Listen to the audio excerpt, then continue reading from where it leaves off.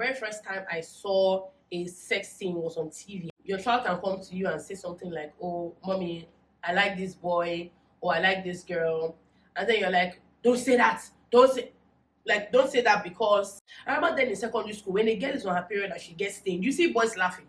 What's funny? I was in school and then I remember how somebody wanted to drink bleach because of a boy. Today she's not married to the boy.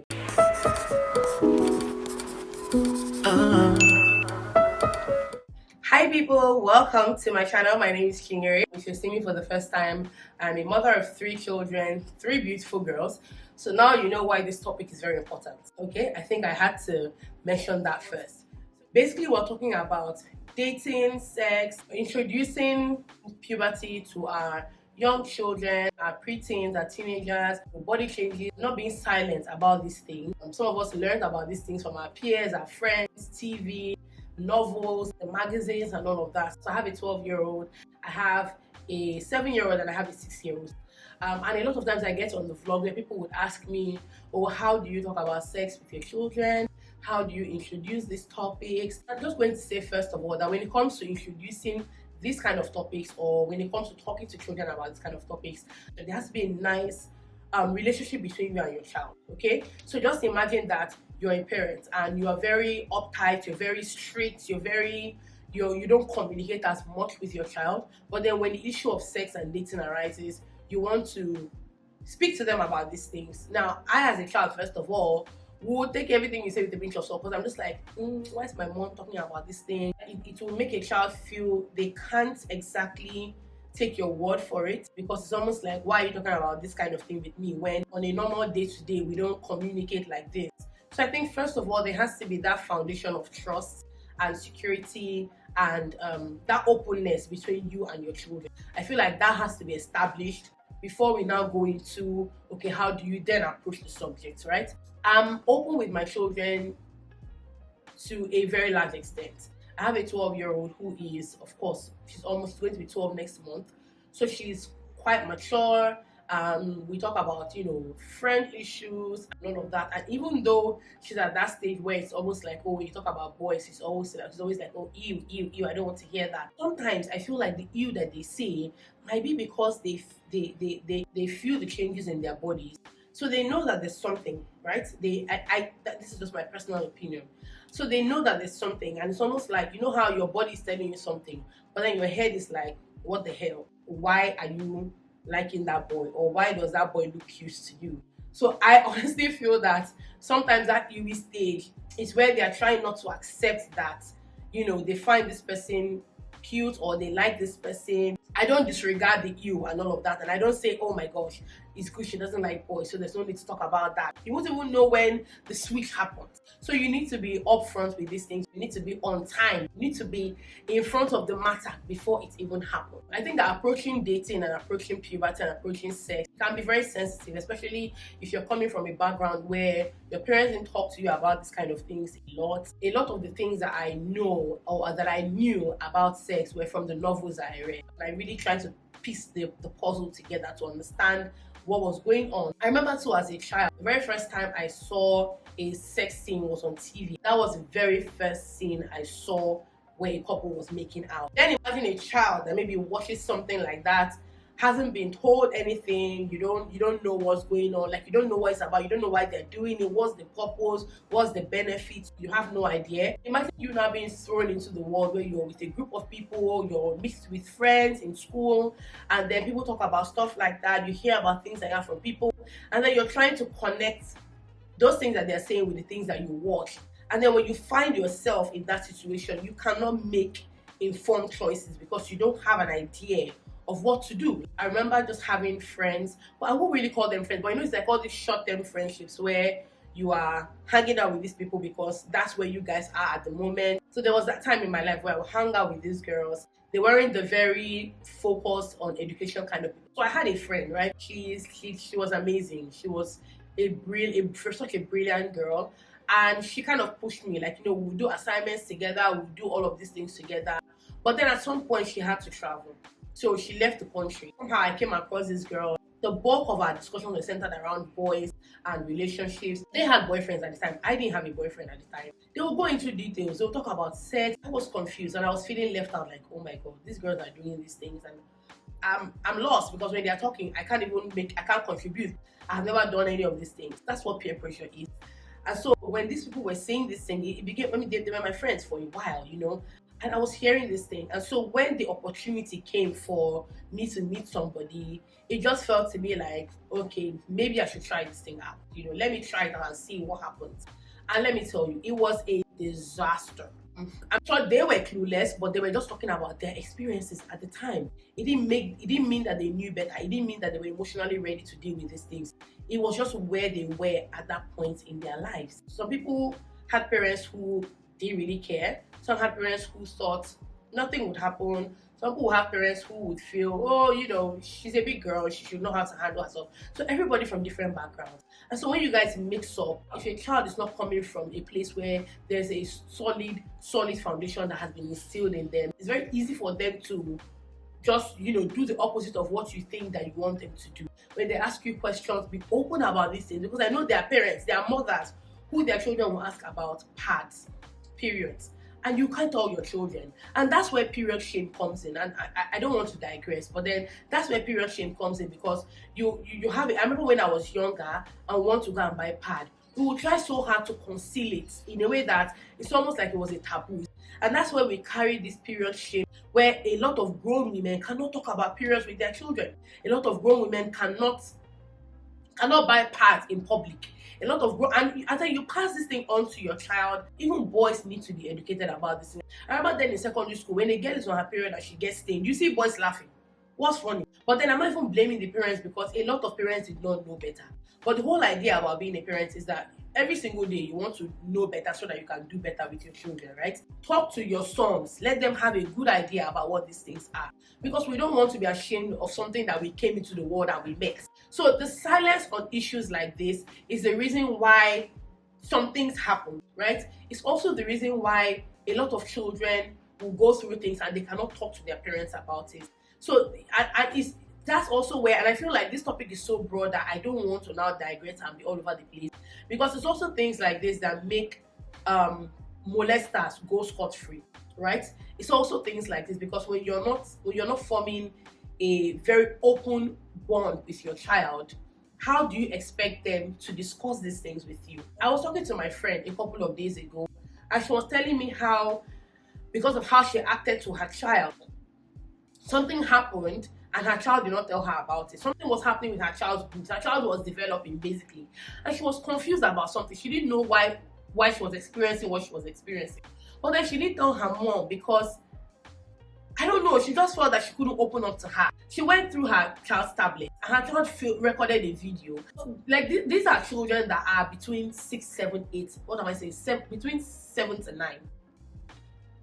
So you can imagine a child that young, where you just do one thing to them.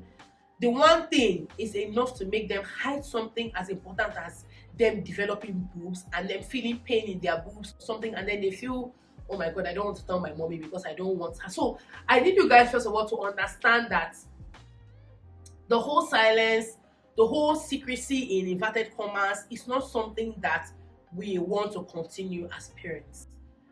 I believe that a lot of it has died, but I think that we need more parents to be outspoken about these things. One of the ways that you can get your children to really open up to you and really discuss with you is by sharing personal experiences with them. I'm sorry, for those of you who maybe still carry some kind of shame or stigma about maybe things you've done in the past, you don't need to go into details, but you can slightly give them just a tip, just a small experience that you had as a child of that age. That way it makes them know that, okay, these things are absolutely normal. I'm not abnormal for feeling like this.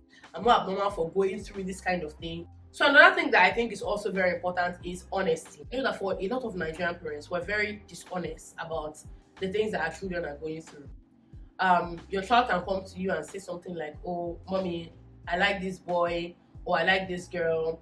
And then you're like, don't say that. Don't say that, because what's the reason? And we're expecting that these children will come to us tomorrow and tell us something else.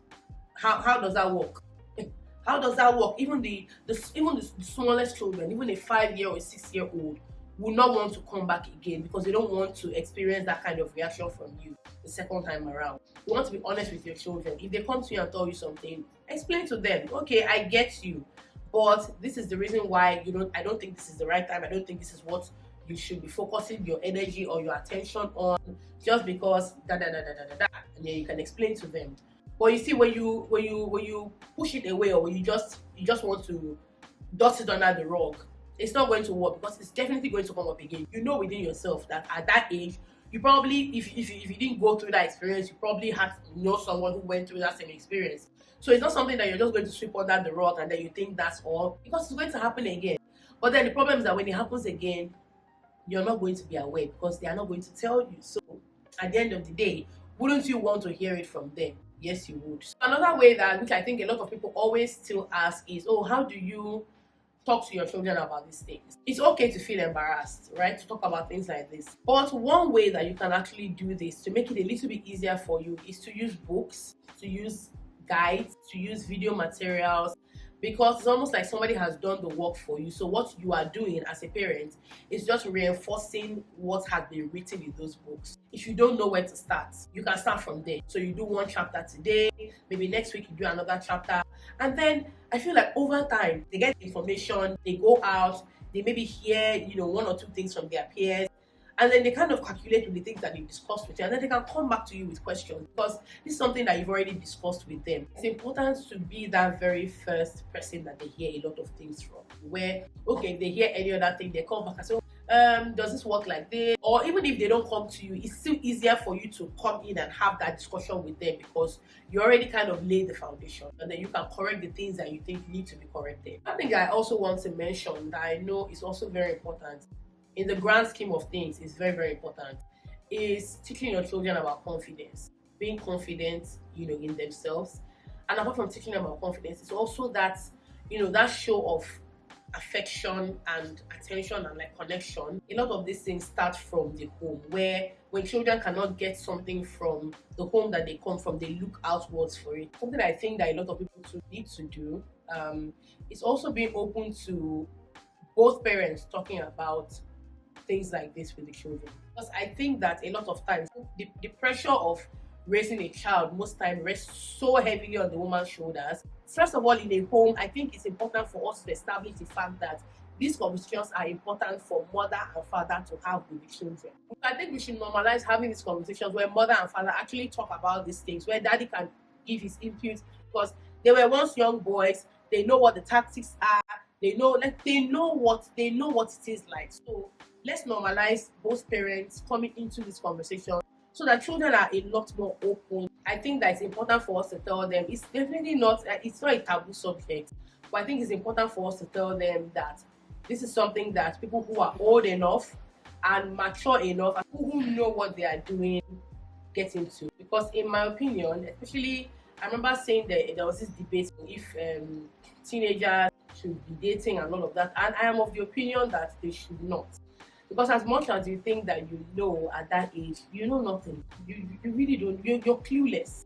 A lot of children within that age, they have been exposed to so much information, and as much like they know these things, they know what to do, they know what not to do.